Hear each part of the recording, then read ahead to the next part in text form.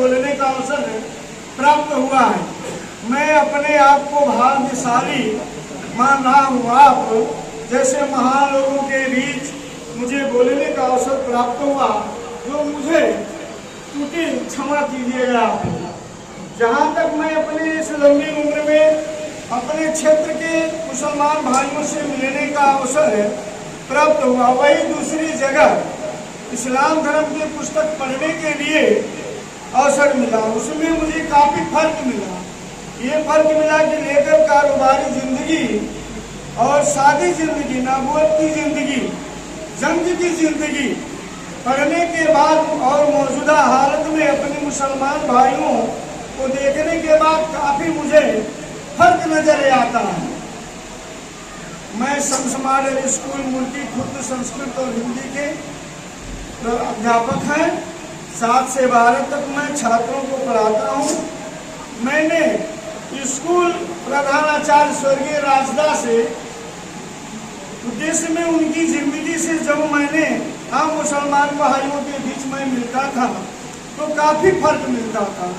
वही हमेशा जो है प्रोग्राम में आती जाती रहती थी और उन्हीं से जो कुछ इस्लाम के बारे में मुझे जानने का अवसर प्राप्त हुआ।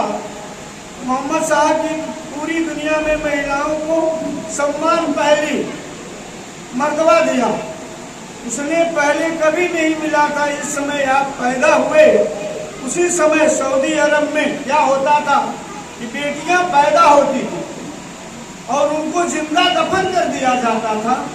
लेकिन भारत में भी यही काम था। भारत में पति के मरने के बाद जो है महिलाओं को जला दिया जाता था। तो इसका जो है राजा राम मोहन राय ने अंग्रेजों से आंदोलन करके इस पर जो है काबू किया।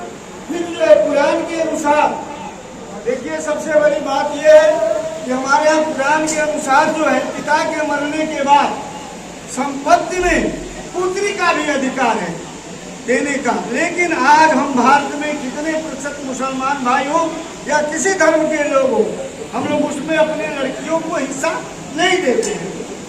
हम सभी लोग खूब अच्छी तरह से जानते भी हैं, लेकिन कुरान हुक्म न मानना, हजरत मोहम्मद की जिंदगी को फॉलो ना करना मुसलमान के लिए साथ ही साथ दुनिया पर इसका प्रभाव पड़ रहा है। मोहम्मद साहब पूरी दुनिया के लिए दुश्मन के सलाहुलैदिया शहर मक्का में कुरैशी जनजाति के बीच 628 ईस्वी में उत्पन्न हुए, साबित कर दिए कि दुनिया में अमल और शांति के लिए आए हैं।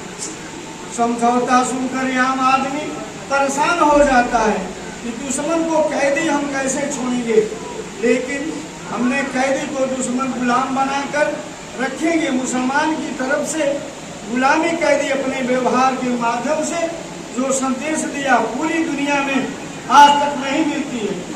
लेकिन मोहम्मद साहब 25 वर्ष की आयु में 45 वर्ष की विधवा माँ खदीजा से निकाह करके 25 साल तक उनके साथ जिंदगी गुजारी। लेकिन उनके देहांत के बाद माँ आयशा को छोड़कर सभी पत्नियां विधवा की तलाकशुदा के निकाह करके पूरी दुनिया को बड़ा संदेश दिया। मोहम्मद साहब की जिंदगी पर चलकर पूरी दुनिया में शांति और लाई जा सकती है। हम उनकी जिंदगी अमल नहीं करते, सिर्फ ईश्वर और सरकार का दोष देते हैं। धन्यवाद। जय हिंद।